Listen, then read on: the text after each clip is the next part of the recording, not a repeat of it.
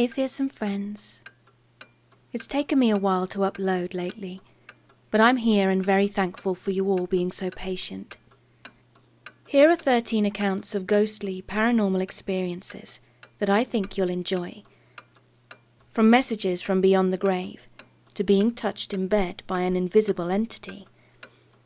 So sit back, relax, get cozy, comfy, warm, because it's time to let your nightmares in. About 19 years ago, I was staying with a friend in Palmdale, California, for a month to help him out. They were a family of hoarders, passed down for generations.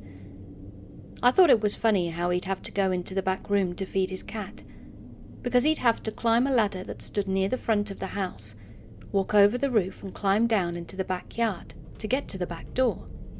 Hoarding is a real illness, you know. How he got the house was after his grandmother passed away a few years before, so he moved in and added to the hoard. His mother, who lived down the street, asked me if I could help out, so I did, as I would do anything for that lady. It was a big job, so since my house was across town, I made a comfortable place for myself in the living room. He told me that he sees his grandmother from time to time, and that she plays tricks on him by moving things so he can't find them. I would joke that he can't find anything in that house anyway. Then I'd laugh and tell him to stop blaming things on a ghost. There were a few nights when I saw a mist form and move around the room, and a couple of pictures fell off the walls, but nothing that freaked me out, except when the cuckoo clock fell and made a loud noise that made me jump, and we both heard his name being called in his grandmother's voice on numerous occasions.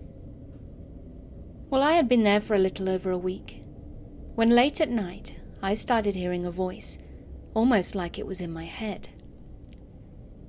It was an old lady, but not the voice of his grandmother, and she was saying full sentences.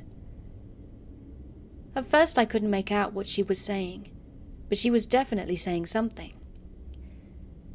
Thinking that my mind was playing tricks on me, because I was so tired, I shrugged it off. But after a while, the voice became clear. It wasn't all the time, but at least twice a day, and now not only at night. I called my mother and she thought that if I didn't get bad vibes from her, that maybe she needed my help. She told me to ask her if she wants help going into the light, so that's what I did. Later that night I waited, but nothing happened. I was hoping that maybe she was gone. A few days passed and I was too busy to even think about her. The house wasn't that far from the mall, and since I was on a food run for the workers, I thought what better place to buy what everyone wants all in one place, the food court. As I was making my way around the court making orders, I was drawn to this pizza place in the middle. Nobody had asked for pizza, but I kept getting drawn back there. I was standing across from the front counter, looking at their pizza display, when it was as if my face was being lifted and pointed towards the girl behind the counter.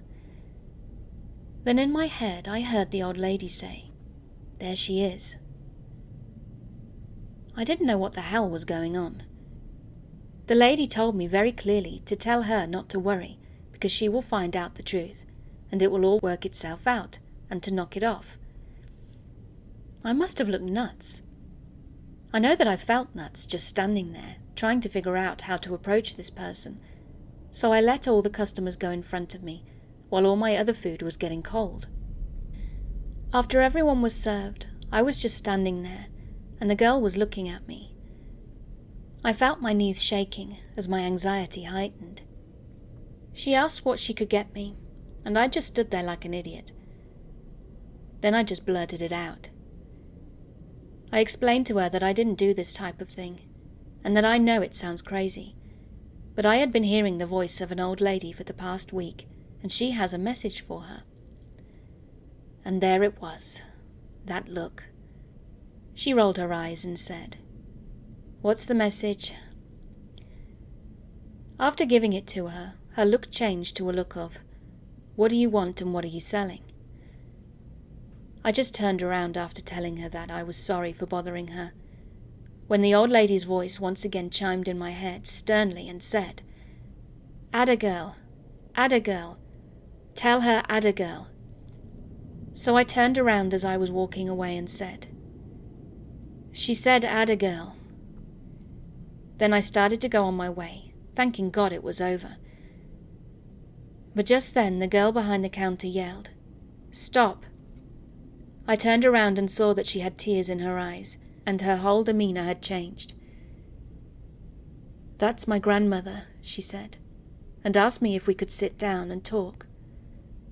I told her that I didn't have any answers, and this was not something I went around doing all the time. But her grandmother must have really loved her to go through so much to contact her, and I was happy to pass on the message. But I really had to get back with the food. She then passed me a coupon for free pizza that she wrote her number on and said to please come back any time. Thinking this was all over, I went back to the house and back to work feeling a bit lighter. A week passed without a word from the old lady, and I chalked it down as another crazy thing that happened. Mum said that maybe she could rest in peace now, but that wasn't the case. Later that night we were all asleep, when this old radio turned on. I had to get up to turn it off because it was all the way across the room, but no sooner did I turn it off that it turned back on again. I heard my friend stumble down the hall, asking me what the heck I was doing, but I told him it did it by itself. He checked the batteries and saw that they were corroded, so he dumped them out and put the radio down, saying, "There, done deal," and we both went back to sleep. About 15 minutes later, the cuckoo clock started chiming, bringing him out again. Now I'm still lying there, so I put my hands up, blurting out that it wasn't me. He went over to the clock that was laying down, and it said that it had to be ticking to work. I jokingly told him that maybe his grandmother was upset about us cleaning the house. We both had a good laugh and went back to bed. I woke up the next morning and the house was quiet. The third dumpster hadn't yet arrived, so I just lay there mapping out the plan of the day in my head, when I heard that old familiar voice saying, "Please help, where is she?" I sat up and looking around thinking that maybe his mother was in the kitchen and I didn't hear her come in. I sat up and looked around, thinking that maybe his mother was in the kitchen and I didn't hear her come in. But again I heard that voice say something inaudible, and I got a queasy feeling in my stomach. I said out loud, "Who?"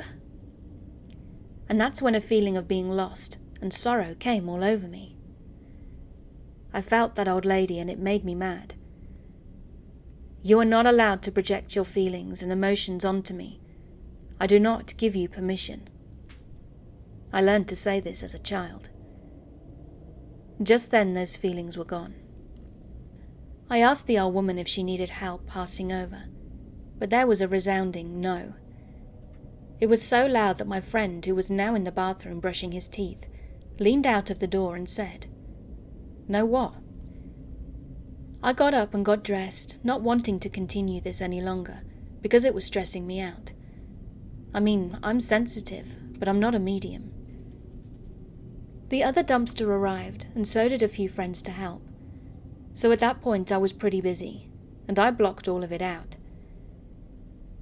Later that day we were all talking about food, and my friend reminded me about the free coupon for pizza I still had in my purse. So I called to see if I could add to the order and redeem the free pizza. She told me to wait until 6, because the mall was closing, at which point we could have anything that was left over. Now I'm not one to shrug off the words free food, so we waited. While she was loading my friend's arms with pizzas and bags full of leftovers, she looked up at me and asked if her grandmother was still around. I told her that I didn't understand why she was there at all, and that she refused to pass over. I told her that she seemed quite lost for some reason. She told me that she lived with her and took care of her at her house that was located 1 block over from the house I was cleaning up, and she had dementia. She said that maybe she didn't know where she was. But I found that hard to believe, because I thought that after you go, unless you are earthbound, you can go anywhere. I said that if what she says is true, why doesn't she just go home with her? I really didn't understand. We came up with a plan for me to talk to her and tell her that I will take her to her granddaughter's house and see if that works. I felt stupid, but I did it. The next night I told her that if she wants me to bring her to her granddaughter's house, she has to come with me. It was about a 20-minute drive, and I kept getting images of a white porcelain child angel and a little white hat with flowers on it. She was waiting outside her door with open arms. She opened her door and said, "I've been waiting for you, Grandma." The moment you walked in the door and turned left, there was a porcelain child angel perched on top of the curio cabinet, which made me gasp. She showed it to me, and she said it was a gift from her grandmother, given to her when her little girl was born. She asked me to sit down in the living room and told her grandmother that she wanted to show her around. I sat there for about 15 minutes, when she came back in and sat across from me on the coffee table, extending her hands and took mine. She said she could feel her, and she thanked me for bringing her home. I am just sitting there in shock at how this is all played out. And I had a question before I left. I asked her what the significance of a small white hat with flowers was. She then fell on the floor laughing, and said that she couldn't believe I'd just asked her that. She said that the latest debate between her and her fiancé was which hat her daughter was going to wear as the flower girl at their wedding. I'm guessing her grandmother liked the white one with the flowers. After a while I lost touch with the girl, and I no longer heard the voice of her grandmother. And all the work we had done at my friend's house amounted to nothing, because a year later he'd filled it right up again.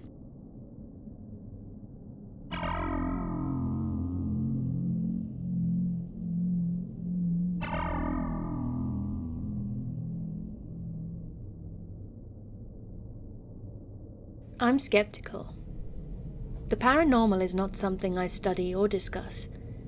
However, something happened in 2009, and it was bizarre to say the least. It was a physical manifestation that I never found a reasonable explanation for, but I found this sub and decided I'd share it with you. Now, I live in the countryside of Brazil, and I had some friends in a small neighbouring town, which was 20 minutes away from my house on the highway. This small town was quiet and modest, with a population of about 15,000. I was 18 at the time, and my best friend Alex was 20. I would often take the car and go visit him, spending weekends there and getting to know his friends. We soon became a united group. Our nights were spent sitting in the central square, drinking and playing cards, but we were young and liked to explore, so from time to time we would visit the more remote locations on the outskirts of the town, and they all had their stories. But the strangest place was the bridge. The bridge was on a dirt road with no light and is surrounded by farms. It was about 20 meters long over a creek and about 10 meters or 32 feet high to the creek, and was surrounded by native forest. Overall, the bridge was peaceful and quiet. We heard only a few nocturnal birds and the sound of the water, but the place was warm, strangely warm, and if it was winter it was more noticeable, to the point where the thermal sensation would make us take off our sweaters when we reached the bridge. There were many urban legends among the young people about the bridge and its road. From our group of friends, at least 4 of them had said that they'd stopped there in the car before now to have some alone time with their girlfriends, and were interrupted by shadows, loud conversations, laughter, or other inexplicable things.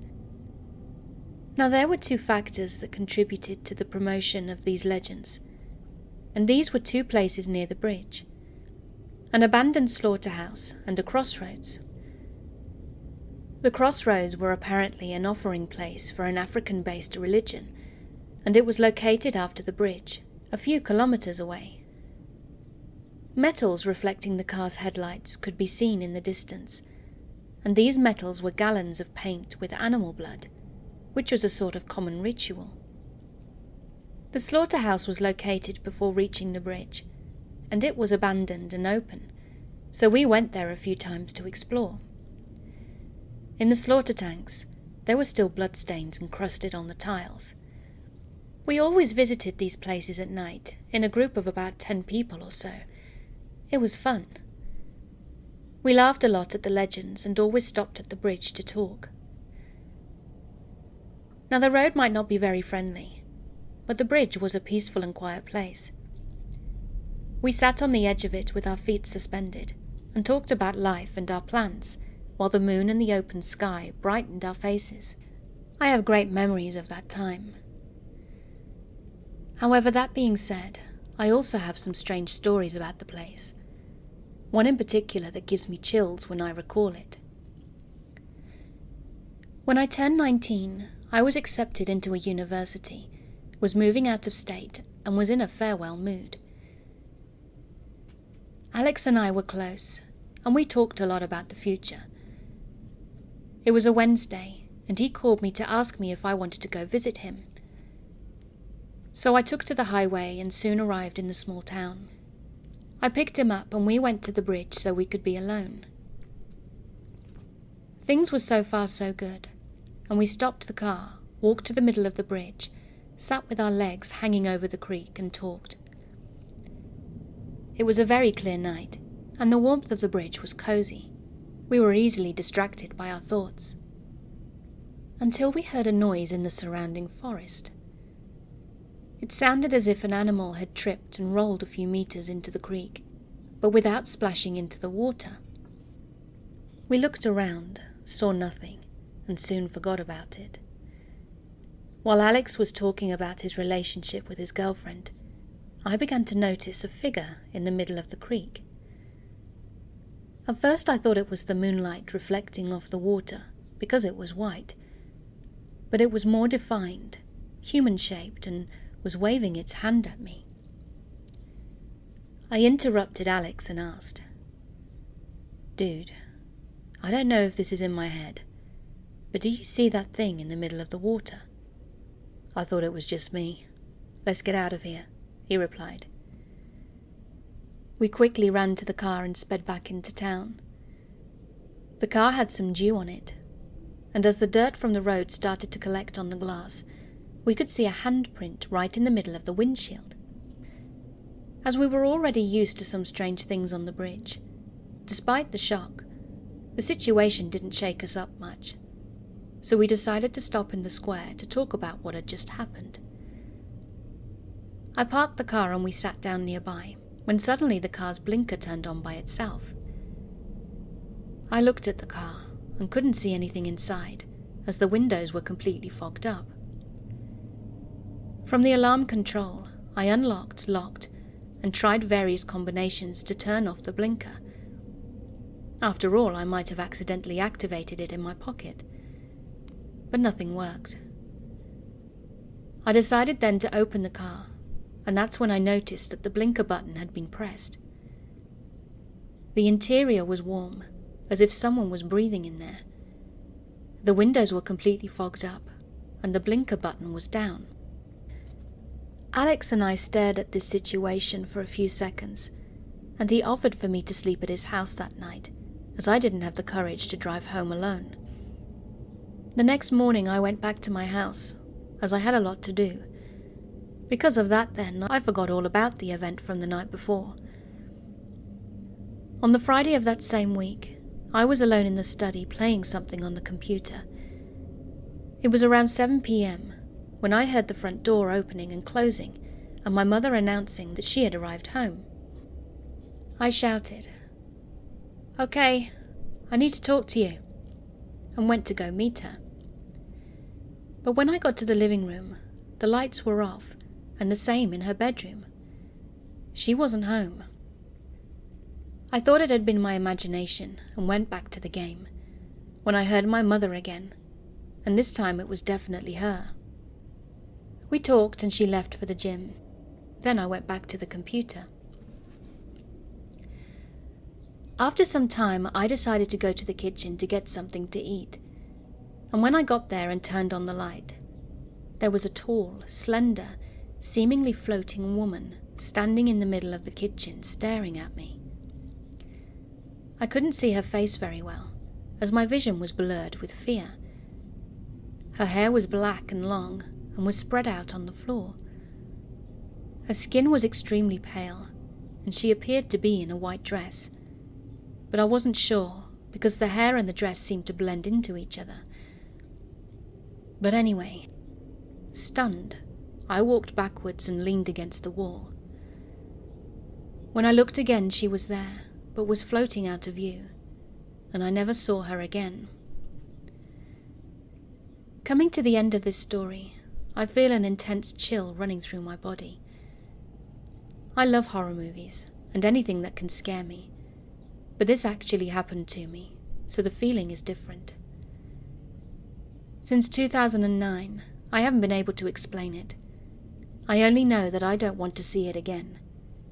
Even telling this story, it feels like I might get an unwanted visitor.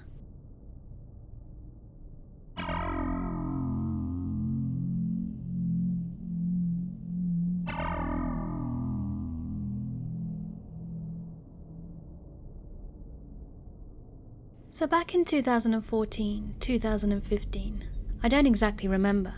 I was around 8 or 9, and my family and I, my aunt, grandma and grandpa, my mum and some of my aunt's friends, went to this beach, which is quite famous in the country that I live. It was supposed to be a 3-day and 2-night trip. Everything was fine, but I don't know why I didn't like the hotel that we'd booked into. It wasn't because of the appearance or the hospitality. It was a rather creepy feeling that I got whilst there. It was so creepy, in fact, that even after so long, I clearly remember what happened and what I felt. I told my mother that I didn't like the hotel, but she probably thought I was having a child's tantrum or something, and I don't remember exactly what we spoke about. So for 2 whole days, I suppressed the feeling of someone staring at me, like the feeling someone gets when a person is staring at you with too much intensity. I shook it off, but something happened on the last day of our stay there, and it still creeps me out on different levels. It was night, and our luggage was packed. I was a kid, so I was sharing a room with my mother. And whilst we were sleeping, there was a blackout. Now my body temperature from birth is very high, so naturally sometimes I can feel really hot, even when the AC is on. I remember waking up panting, and I've woken up because of feeling hot before. But it was nothing like this. It was a suffocating heat, like something or someone was pressing down on my chest. I felt so damn hot, but I was unable to wake up. I could feel my back being drenched in sweat, but I was still unable to open my eyes. Finally, after I don't know how long, I opened them, and what I saw still haunts me to this day. My feet were facing the balcony, and there was a window a bit further away from the door which led to it. The curtains that were drawn to prevent the streetlights from shining in were pulled open, and the window that was closed before was open too, and there, right outside, was a person just standing there. I couldn't see the person clearly in the darkness, but I remember the eyes that I couldn't see but felt staring right at me. They weren't kind, but rather had malicious intent seeping from them. I remember trying to scream out loud, but I couldn't. It was like the same feeling of something weighing down on me. I was so scared that I was probably trembling. I don't know for how long it was happening, but at some point I remember eventually closing my eyes, and that was that. The next morning when I woke up, My mother saw that I was visibly scared, and I almost hysterically asked her if there was a blackout last night. She said there was nothing like that, and if there had been, then she would have known. I told her everything that I had seen and felt that night, but she didn't believe me. And every single person I told didn't believe me either. They just took it as some sort of nightmare. But honestly speaking, though I was young, I can assure you that it wasn't a nightmare. A nightmare can't be that realistic. No one to this day believes me, and I too at some point stopped talking about it. I never forgot about it though, and I don't think I ever will. Maybe to other people this doesn't seem very scary, but I still get nightmares about that night, and I truly hope that I can forget about it. But at the moment I just can't. It's like it's literally living in my head rent-free, and it doesn't matter how much I want to kick it out, it just won't go away. Edit. So it seems like it was sleep paralysis. And honestly, I know what it was. But I had no idea it makes people have terrible hallucinations as well. Damn. But still, I hope I could scrap that piece of memory out of my head. For the 8 to 9-year-old me, this was scary as hell. And now that I think about it, knowing that it was just sleep paralysis, I feel really glad. It was a truly freaky experience.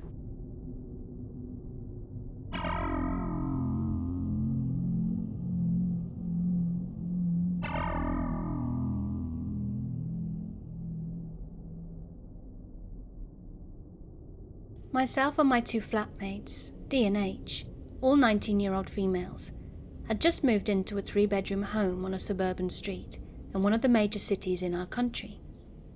Now since moving in, we have had experiences with weird, unexplainable stuff in and around the property, both whilst together and alone. None of us have ever believed in the paranormal or the supernatural, and while there are definitely logical explanations for all of this, we're just at a loss as to what they could be. We viewed the property for the first time on January 9th of this year.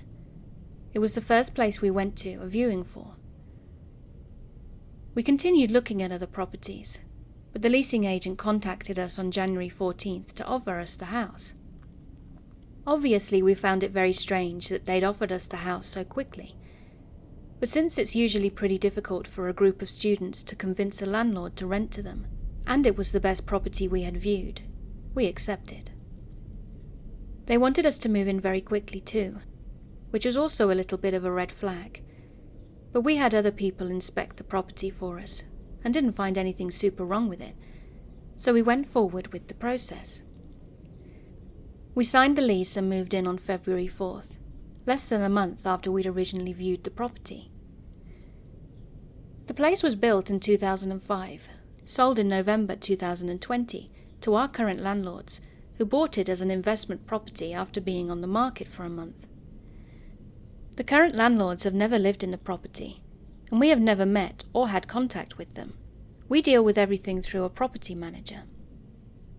Nobody has lived in this house since at least November 2020, and the listing that we found for it was posted in early December 2020. Generally, a house like this wouldn't stay on the rental market for more than a week or so in our city, because good housing is pretty scarce. We knew absolutely nothing about the previous tenants, or why they'd moved out, and neither did any of the agents we spoke to. We also had no clue why the house was on the market for so long. The rent wasn't ridiculous. All of the rooms are decently sized and have great views. It's in the zone for the multiple good schools, and within walking distance to a major public transport station. There were no super obvious things wrong with the house when we looked through it for the first time, apart from just needing a good clean. When we asked the letting agent, she said something vague about how the property was just given to them from a different real estate company. Now our house is at the end of a shared driveway with 2 other houses. You have to go up a set of external stairs to get to the front door, and downstairs we have an open-plan lounge and kitchen and a small bathroom. Upstairs are our 3 bedrooms and another shared larger bathroom. The house backs onto a small hill and then a busy main road. There's a fence with 2 gates that separates us from the main road, which is kind of redundant, because there's also a huge gap in our fence line that backs onto a different shared driveway and can be very easily accessed from the street. When we first moved in, at some point within the first week, we each felt a specific presence within the house while thinking we were home alone, and each felt the presence so strongly that we had to search the house to confirm that we were actually alone. While doing our initial cleaning, we found what seemed like urine in both mine and H's wardrobes. There was also black scratch marks in my wardrobe that the property manager couldn't explain. It also looked like an animal or a small child had gone at the wall with something, and it wouldn't come off. We've woken up in the middle of the night to hear loud banging on the side of the house that's facing the fence and the street. None of us investigated the source at the time, because as curious as we were, we're also super passionate about not being murdered. There are also no trees close enough to the house that could have made contact with the wall to explain the banging. Whilst cleaning again a few weeks later, I found what looked like dried blood on the windowsill in the lounge. I have no idea if we'd missed it during our initial clean or if it was new, but it 100% didn't belong to any of us. Dee kept waking up with bruises all over her legs that she couldn't explain. They legitimately looked like she'd been on the wrong end of a paintball gun. And H found a random bone on her balcony that we thought to be a chicken bone. Now, we are a primarily vegetarian household, and the only access to the balcony is through her room. We can track our power usage through an app, and there have been times where we'll have a large spike in power usage when none of us have even been home. One time in the middle of the night, I woke up to what I thought was someone having a loud conversation in the next room. It turned out to be my laptop though, which had somehow turned itself on and had started playing an episode of Friends. Which would have been fine if the laptop lid hadn't been shut and locked with both a passcode and facial recognition. It has never happened before, and has happened only once since, also in the middle of the night. H woke up one night in a state of sleep paralysis. She says she saw a man sitting on her floor next to her bed, watching her and eating cereal. She has never experienced sleep paralysis before, and has not experienced it since, and has no clue who the dude was. We have a sensor light on our deck at the top of the stairs. You have to stand in a very specific place on the deck for it to activate. And just to emphasize, the light will not turn on unless you stand in that very specific place, and even then you have to make some kind of movement for it to see you. Whilst home alone in the lounge, Dee kept hearing noises on the stairs and would open the curtain expecting it to be me coming home from work. The sensor light would be on, but there would be nobody there, and this happened multiple times throughout that night.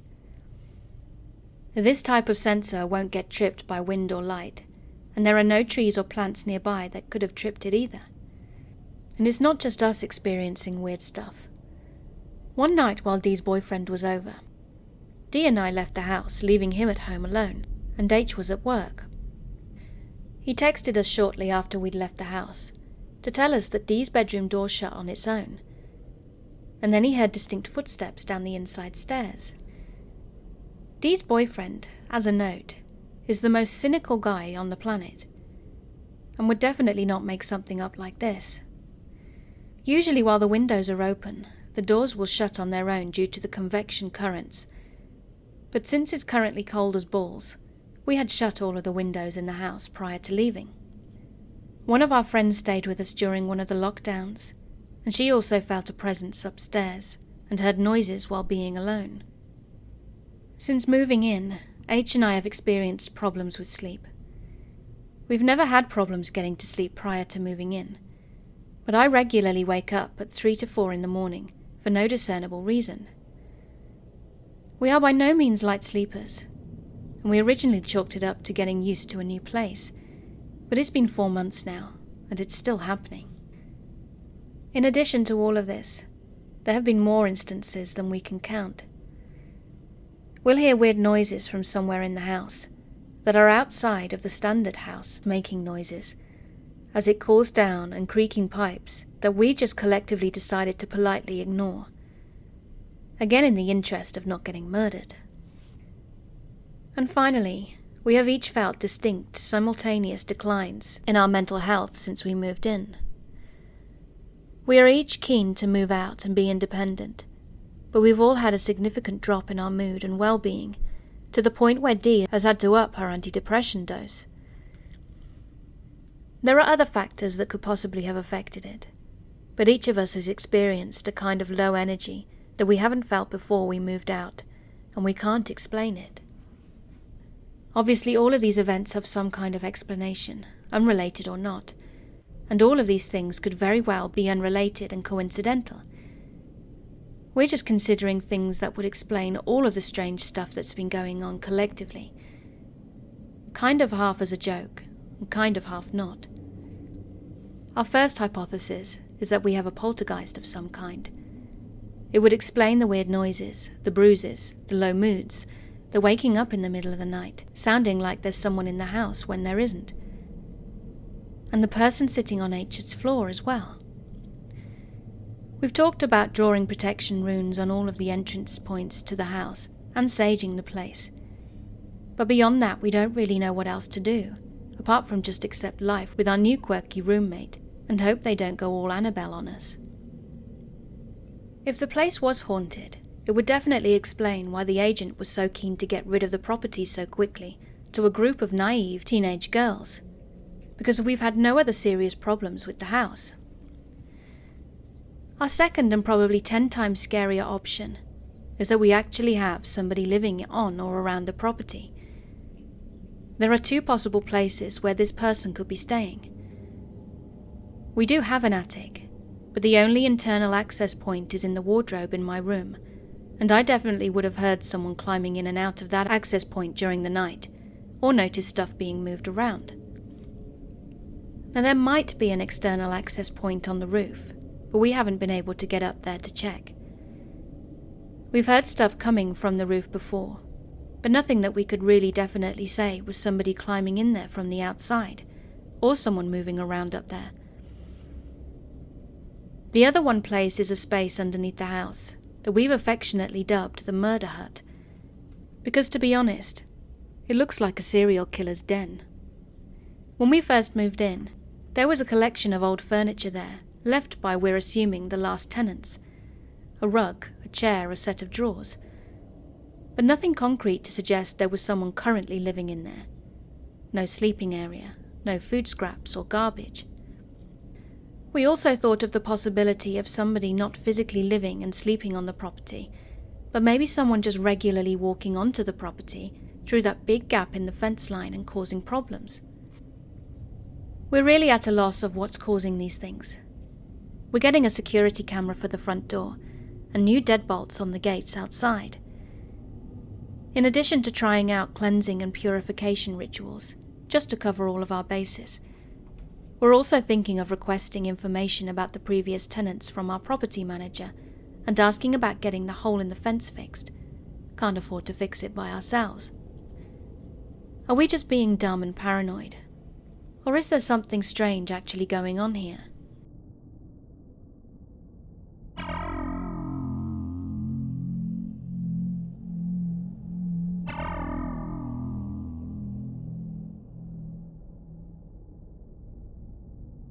A few months ago, my 2.5-year-old son said something that I keep thinking about. We live in an area of Texas that the Comanche tribe inhabited until the late 1800s.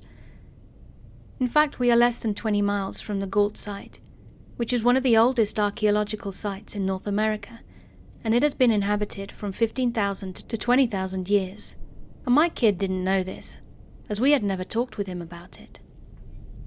I have an interest in history and have read about ancient cultures, but neither I nor my wife have ever talked with our son about indigenous people at all, or even said the words Comanche or Native American, Indian, etc. to him or in front of him. To our knowledge, he has never been introduced to the concept of indigenous groups, and when speaking with him, we refer to all people as simply people, and don't get any more complex than that. Anyway, an old friend was over for dinner one night, and we were catching up and chatting about all kinds of things. I was mentioning an old stone wall that is near our place, and my friend said something about it being built back when the Comanches were here.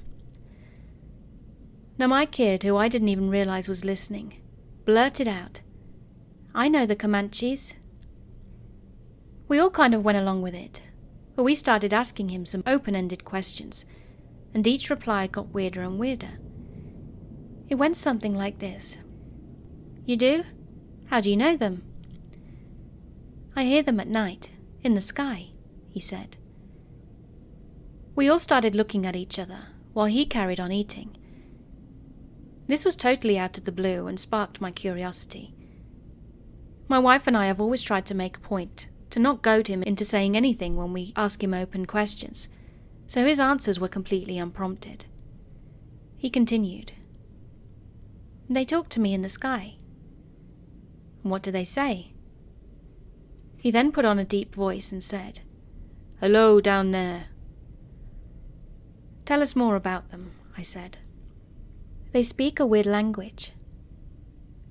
We asked if he could understand them, and he said yes.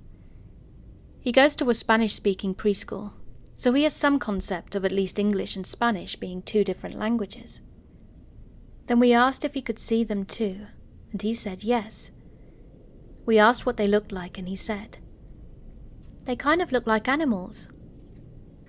"But are they people?" "Yes." We asked if they were scary, and he casually said no, then carried on with his dinner, and that was that. But this is the weird part, and I kind of believe him.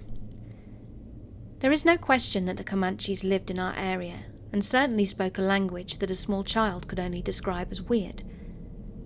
They also wore headdresses made of bison heads and horns, feathers, and adorned themselves with clothing and jewelry made from teeth, claws, and deer leather.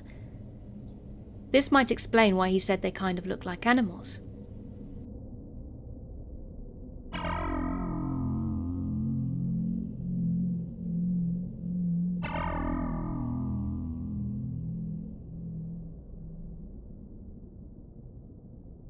One morning when I was about 4 years old, I woke up laying next to my mum. We would sleep in the same bed as we had to live at my grandma's, and we stayed in a very small cramped room. And something was weird about this morning, because I could see small stuff floating in the air. Being 4 years old, there wasn't much that went through my head looking at these things. The best way that I can describe them is like when an old television set goes static, and all those colours and pixels would move about the screen. It was like that. They looked like pixels, triangles, and diamond-shaped colourful things, and at first I thought they were fun. And sitting in bed with my mum sleeping beside me, I was trying to grab them but couldn't.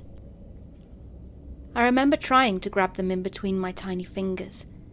Then I noticed that they were coming from the ground and were floating upwards directly onto the ceiling.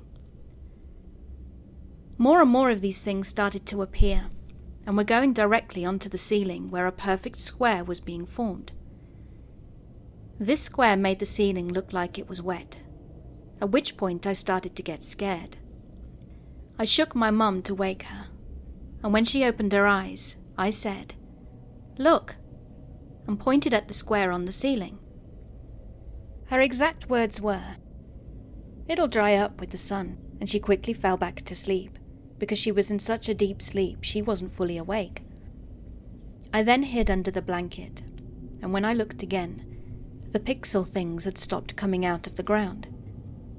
When I looked at the square on the ceiling, I couldn't believe what I was seeing. It was like looking at a television, but more blurred. It looked wet. And then I saw some colourful teddy bears that started dancing from side to side. They were smiling and dancing faster and faster, and after about 3 minutes, one of them looked at me and smiled, stretched its hand out and said, "Come." I shook my head no, still hiding under the blanket, with only the top of my head peeking out. It once again said "come," with its hand stretched out to me, And I shook my head again no, feeling very panicked. I now completely hid under the blanket and didn't want to look anymore. Then I waited and waited until my mother finally woke up. I didn't mention anything for the entire morning until past noon, when I finally did, and said, "Do you remember seeing the square above the bed?" As soon as I said that, my mum turned her head fast to me and answered, "Yes," very loudly and kind of shocked. She asked me what had happened, because she thought she had dreamt it all. So I told her everything I had seen, and she was really frightened by it. She told me that if I ever saw it again, I was to not go with them. I thankfully never saw anything like that again, but I still wonder to this day what it was.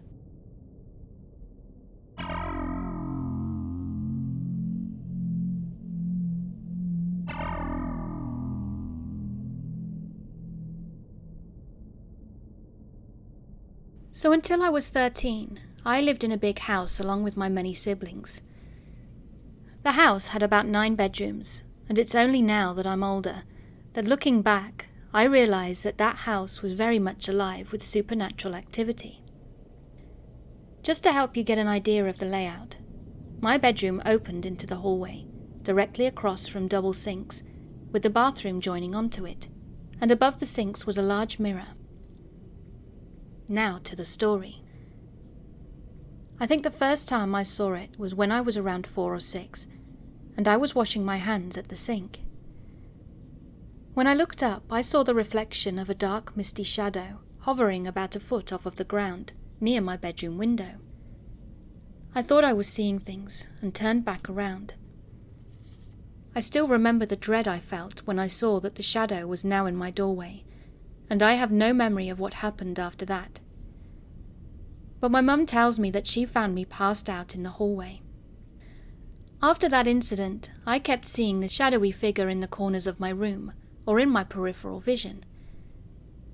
My parents were very religious, and praying in my room and all the usual stuff.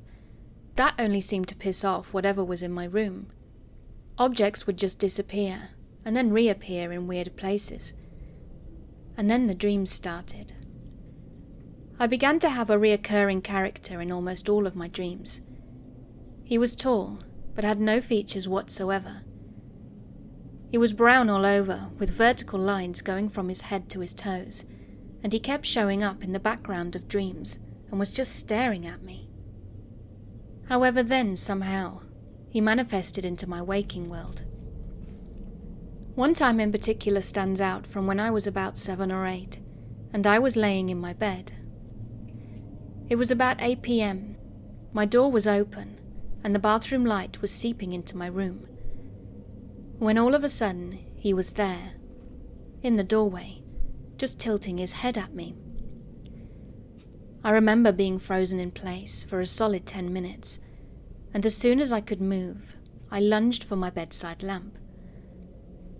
But as soon as I got hold of the switch, the light bulb shattered into pieces. I remember turning to look at the figure in my doorway, and the last thing I saw before blacking out was him, standing right by my window. Plenty more things like that kept happening before I finally moved into a different room.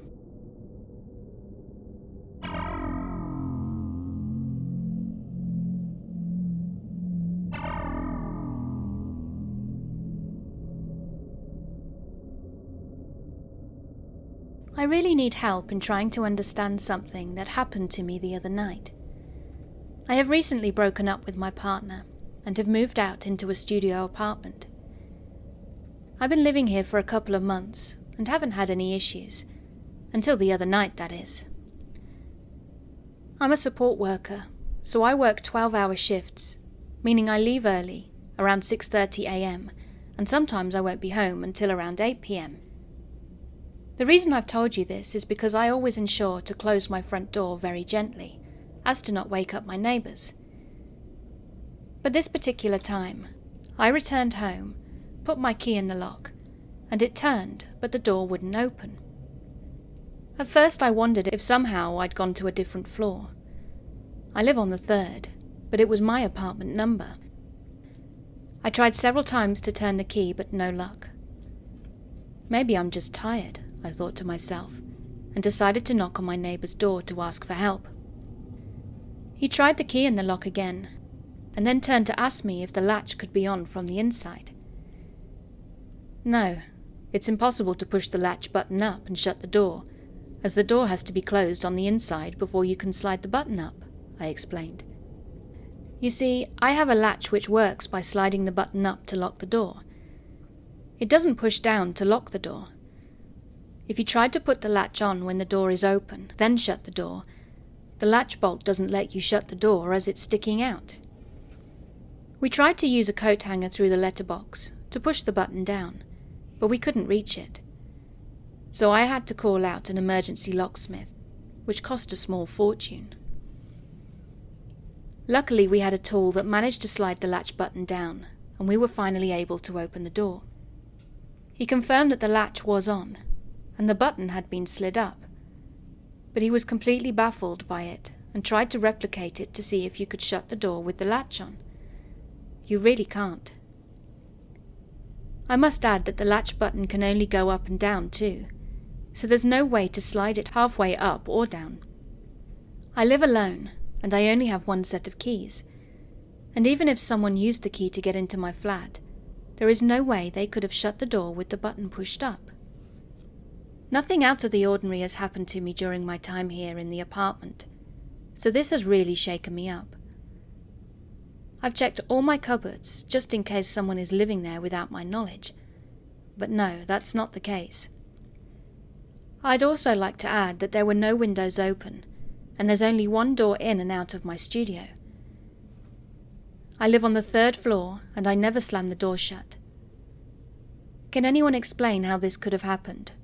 Or is it simply a glitch in the Matrix?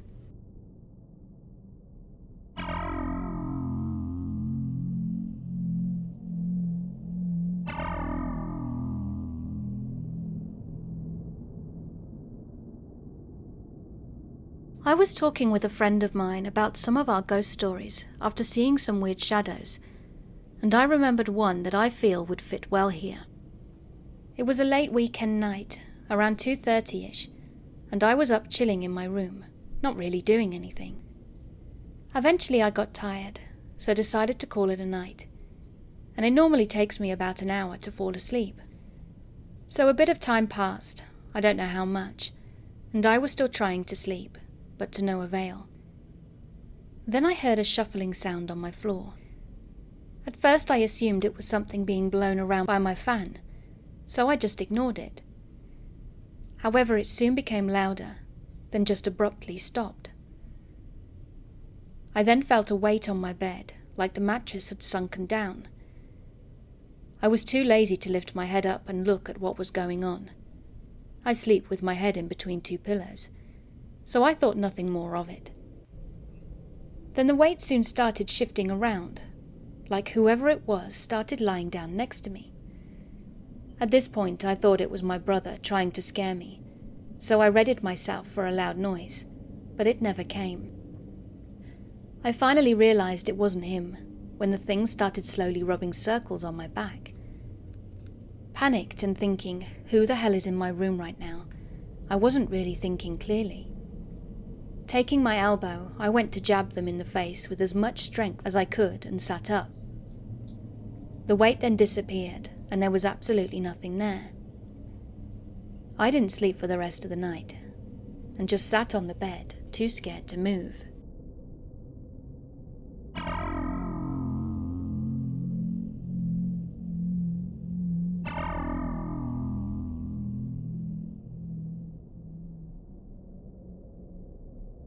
So last year, myself and a good friend went on a haunted road trip of the Midwest. One of our stops was at a place I've heard about since I was a kid, Dartford Cemetary. It was a night on the 4th of July, and a fireworks show had just ended, leaving the air smelling of sulphur. We parked under a streetlight a little bit down the road from the cemetery to set up our equipment, a GoPro, a voice recorder, etc., and we started on the side of the cemetery that has been known to have the most activity, where the mausoleum and chief's headstone was. After a few minutes of no activity, we began hearing footsteps and could suddenly see the figure of a person walking towards us in complete darkness. Several moments passed until we crossed paths with this person, but both my friend and I wanted to keep moving past it. As we approached the figure, they said, "What are you doing here?" My friend replied, "Nothing. What are you doing here?" But no response. To this day, neither of us can agree on this person's age or even their gender. I thought it was a younger man, but my friend saw and heard an elderly woman, and nothing but their voice shows up on our recording. What we both agreed on, though, was that this person had abnormally long white limbs. We kept on walking, and the person disappeared from view when we turned around to look. We continued our investigation with the presence of this person in mind, but not in sight, and we eventually came across the chief's headstone, where I'd placed a token of respect to him. When we looked back on the GoPro, shortly after that moment, you can hear a hushed, disembodied, male voice say, "Run." Since we hadn't heard this in real time, we kept moving on towards the center of the cemetery. When out of nowhere, I started hearing the footsteps of what seemed like a dozen or more people in front of us. When I asked my friend if she'd heard it too, she said she hadn't heard a thing. I told her that I felt suddenly very surrounded, and that we had to leave immediately. We got back to the path and ran all the way to the street, where I finally felt safe. But it didn't end there. As we walked back to the car, we saw that the same person from earlier was walking on the side of the street towards us. We crossed over and avoided eye contact as much as possible, and when we were just past them, we turned around briefly, and they had their neck turned all the way round and was looking straight at us. We ran to the car, all the way holding the GoPro in order to try and get it on video. Strangely enough, though, the person didn't show up on the recording, even when they were standing under a streetlight. We never saw this person take even a step off the cemetery grounds. Thoroughly spooked, we drove away with an uneasy feeling until we'd crossed the town line. Something is there, even if that figure was a real person. I know there are many active entities at that cemetery. Side note: fellow ghost hunters, please remember to be respectful at sites such as these. Leave no trace, reach out politely, and remember many of these souls have living relatives.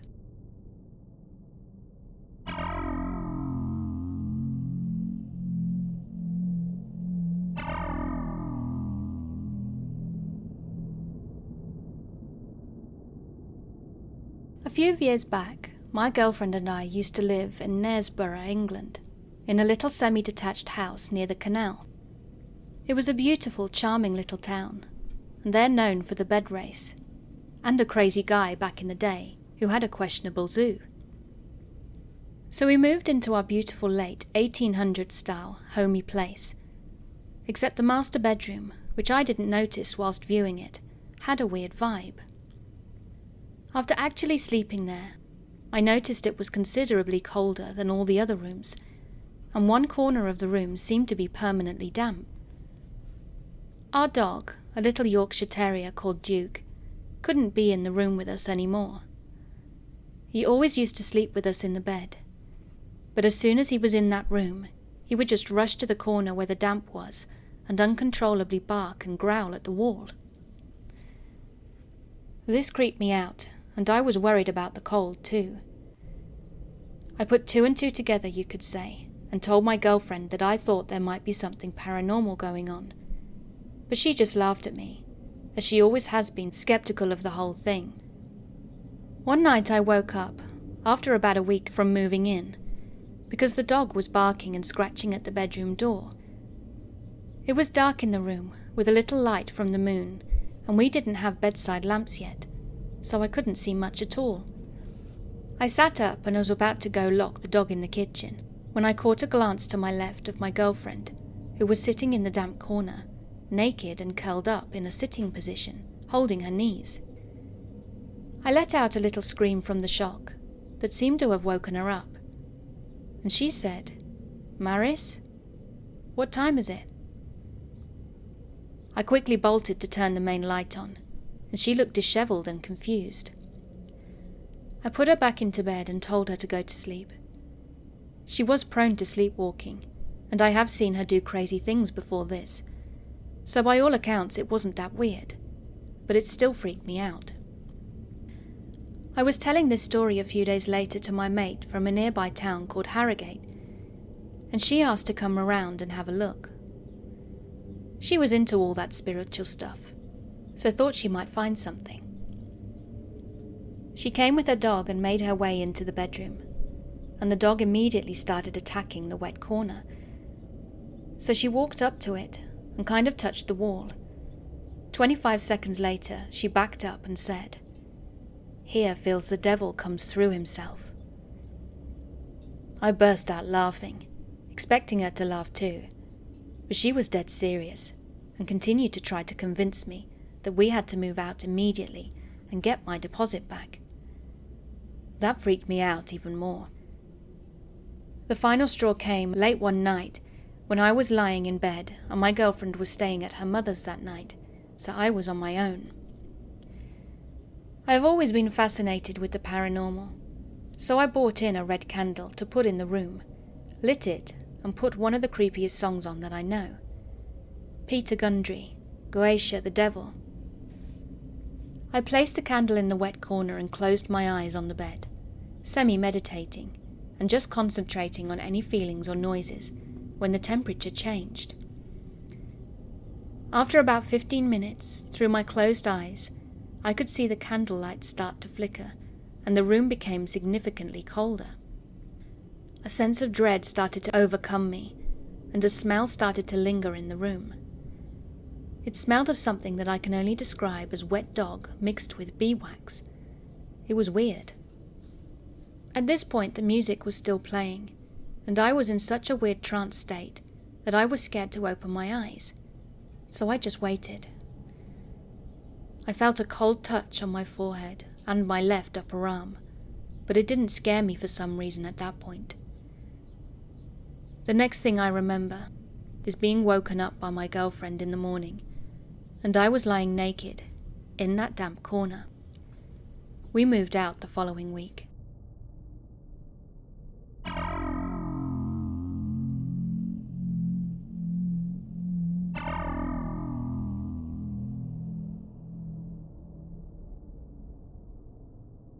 Seeing things as a kid. Most people tend to brush it off as imaginary friends or an overactive imagination. And for me, that was what was always grasped at if something unexplained was mentioned. Ghost tales were a taboo subject in our family, an unmentionable topic. I'm not sure if it was the lack of knowledge or the fact that they were scared of something they truly didn't understand. But just because you can't see it doesn't mean it doesn't exist. I think I was at least 11 at the time, and my parents would always take us to my grandparents' house as my father worked for my grandfather. They lived way out in BFE, and there was nothing for miles and miles. If you were to scream, no one would hear you.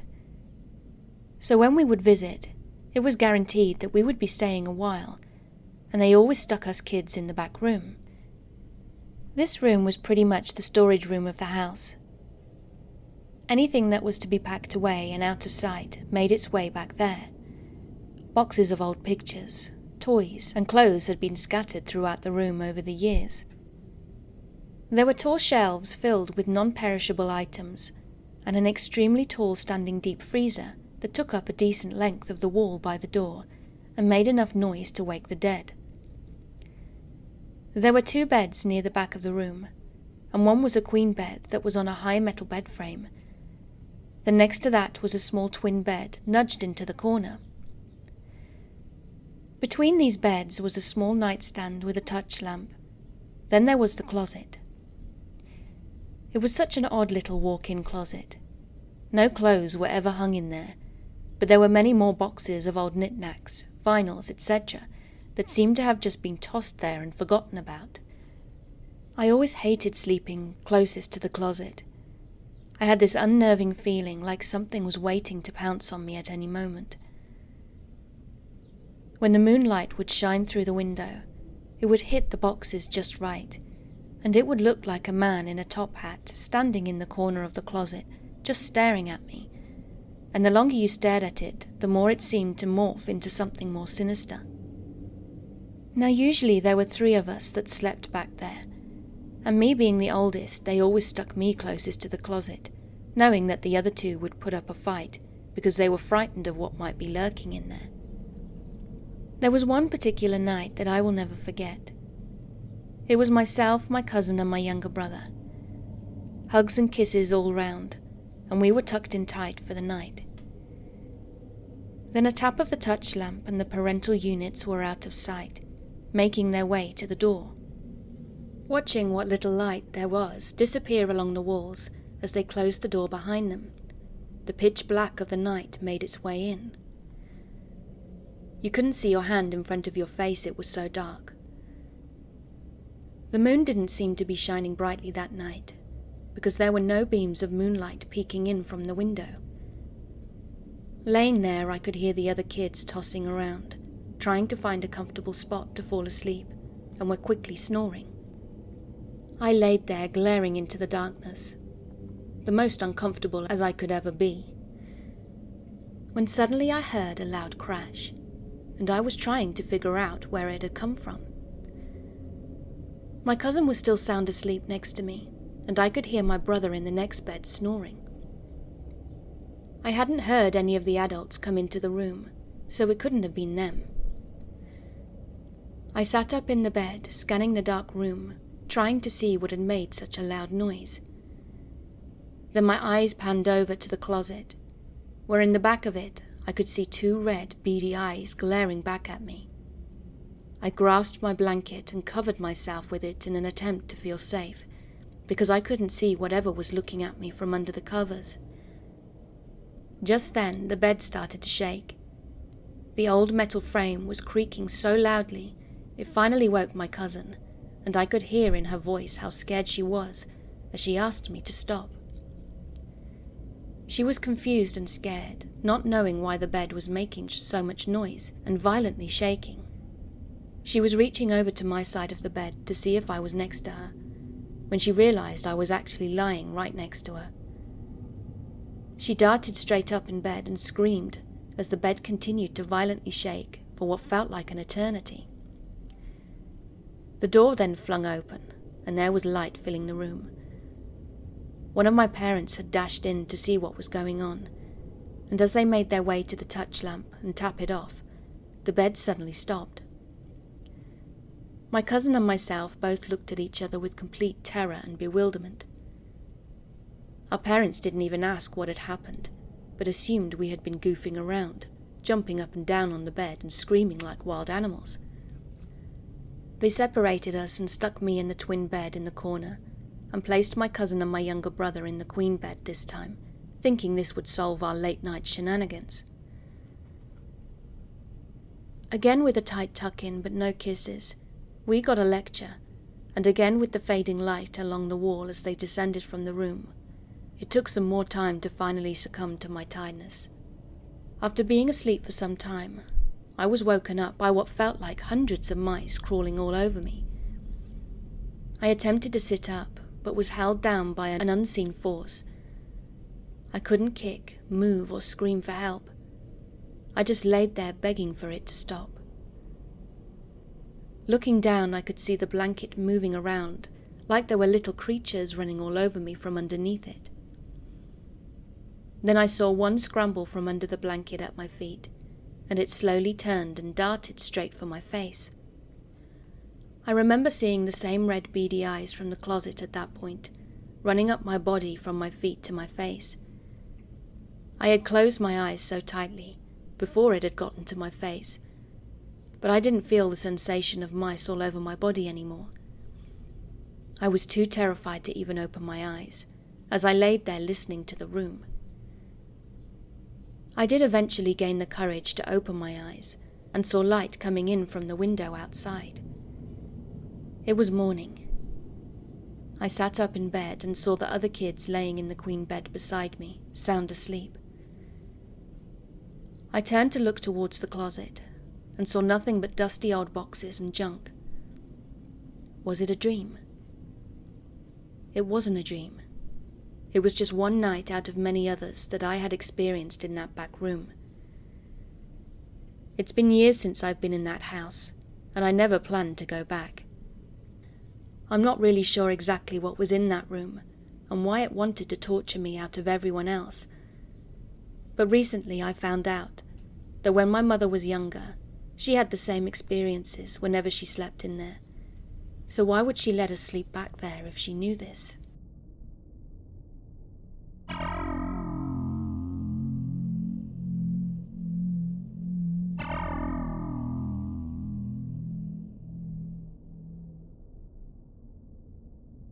Last night I posted here about how my dead grandma has been visiting me in my dreams, and that she wasn't the first dead loved one to reach out from the grave to me. What follows is the first encounter I had this year, and will help give you further context to that post. So I am a lightning rod for weirdness, and have been my entire adult life. I have encountered things that I genuinely can't explain, and have tried unsuccessfully to debunk. And now in 2021, 2 loved ones have reached out from the grave to contact me. It started with Tori. Tori was once my supervisor when I was still working security for a living. She was one of the smartest and all-around capable people I have ever known, and so damn funny too. In fact, I would often say that if the zombie apocalypse ever happened, I would try to be in whatever band of survivors she would undoubtedly lead. And like me, she was also a trans woman, and I considered her to be more of a mother to me than my own mother during that time. There were 4 transgender security officers there, including myself. She kept me safe more than once, and offered me life advice I have taken to heart. In truth, I often called her my work mom. So it was a terrible shock when I discovered that she had suddenly passed away. But I'm getting ahead of myself. It's the end of 2020. I'm freshly engaged to the love of my life, and I'm winding down at the end of my latest shift working janitorial. I'm on my phone, checking Audible, and I'm recommended Ron Perlman's autobiography, which I instantly nab and download. Don't worry, this plays in later. While it's downloading, I check Facebook and find a post from Tori's account that was posted by her now widow. She had suddenly passed away at home just 2 days before my fiancé and I publicly announced our engagement. So I was, understandably, instantly distraught. I'm not sure exactly how long it took afterwards, but strange coincidences began to happen over the course of the next few days. Specifically, I became inundated with personal accounts of people who had lost loved ones and how they dealt with that loss. And I'm not talking about people sharing their stories with me to try to help me cope and heal. I'm talking about being ambushed by these accounts while trying to get my mind off her death, by media I was using to get my mind off her death. Case in point, Ron Perlman's autobiography. If you aren't aware of it, his autobiography literally opens with him getting the news that his dad suddenly passed away, and goes into depth about the aftermath. That was the first instance, and it didn't stop. I'd be watching YouTube videos, and would get hit with one anecdote after another. Hell, I even walked out of my bedroom one evening to a YouTube video my housemates were watching that included an anecdote about someone's friend who was dying of cancer. I just couldn't escape it. Eventually I just laughed to myself and thought, is Tori trying to mom me from beyond the grave? Which was moments before the part in Ron Perlman's autobiography where his father started visiting him in his dreams for a year. I have never had a capital S sign before, but in that moment, oh did it feel like a sign. I was shaken to say the least. I've been an agnostic my entire adult life, and to have something akin to personal confirmation of an afterlife was, well, it was kind of big. Not only that, but the one person I would have figured who was smart, capable and adaptable enough to have the afterlife already figured out, had seemingly done just that. And from what I can tell, she had been trying to get me to healthily deal with my grief over her death, because of course she would, Tori. At first I didn't know what to do, but what I decided upon was tell her widow that I thought Tori had reached out to me from beyond. I told her everything I've told you, and no sooner had I done so, the coincidences stopped altogether. I'm not sure if that was part of her intention, for me to maybe help give her widow some closure. All I know is that she stopped reaching out after that, and I was left to mourn and process my grief. Fast forward to February. It's the 22nd, and I've woken up to my younger sibling in tears. Our sole remaining grandma has passed away suddenly in the assisted living facility she had been moved into not 2 weeks previously. I took the night off work to grieve, and at sunrise the following morning, I quietly said goodbye to my grandma on our balcony. After I said all I needed to say, I made a quiet addition to Tori, that if it was within her power, could she help my grandma acclimate to the afterlife, and maybe explain me being transgender to her. And if she could, I would be eternally thankful. Not long after that, my grandma started visiting me in my dreams, and I think I have Tori to be eternally thankful for that.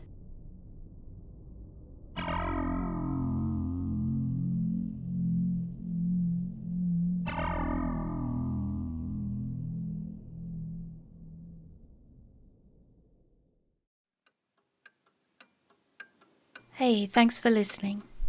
I hope you enjoyed my video. And if you did, could you please give me virtual hugs by subscribing and clicking that notifications button. I also have a Patreon page and YouTube channel membership if you'd like to support me further. Thank you again for being here. Keep being creepy.